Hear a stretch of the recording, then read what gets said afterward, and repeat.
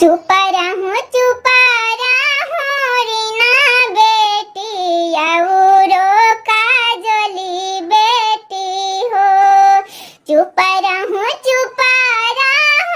रीना बेटी औरो काजली बेटी हो। तोरे खातिर घरबा पापा के दुअरवा सजल बड़ी रे सोहावन लागे हो। तोरे खातिर घरबा पापा के दुअरवा सजल बड़ी रे सोहावन लागे हो। कैसे चुप रही पापा हो तोहरे घरवा रात भर के बासेरा लागे हो। कैसे चुप रही पापा हो तोहरे घरवा रात भर के बासेरा लागे हो। होते भीनु सरबा पापा होते जी देवा पराया घरबा भेजी देवा हो। होते भीनु सरबा पापा होते जी देवा पराया घरबा भेजी देवा हो। नजरा से भले बेटी हो दूरा जइबू पापा के जिगर से नाही हो। नजरा से भले बेटी हो दूरा जइबू पापा के जिगर से नाही हो।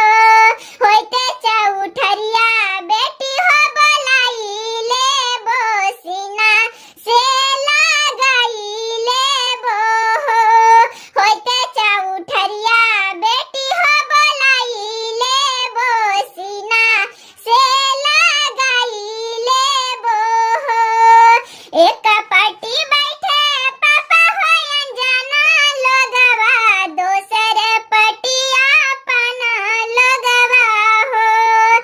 एक पाटी बैठे पापा हो अनजाना लोगवा दोसर पटिया अपना लोगवा हो। बीचे मरवा पापा हमके बैठैले बाड़ो अनजाना हथवा धरौले बाड़ो हो। अनजाना हथ नहीं बेटी हो धरौले बानी दामाद हथ धरौले बानी हो। अनजाना हथ नहीं बेटी हो धरौले बानी दामाद हाथ धरौले बानी हो। ओही रे दामादा बेटी हो तोहारा के जनम सा नहीं बानी हो। ओही रे दामादा बेटी हो तोहारा के जनम सा नहीं बानी हो। दाना करत काहे पापा तोहर हथवा कापे काहे आँखी से लोरा चुए हो। दाना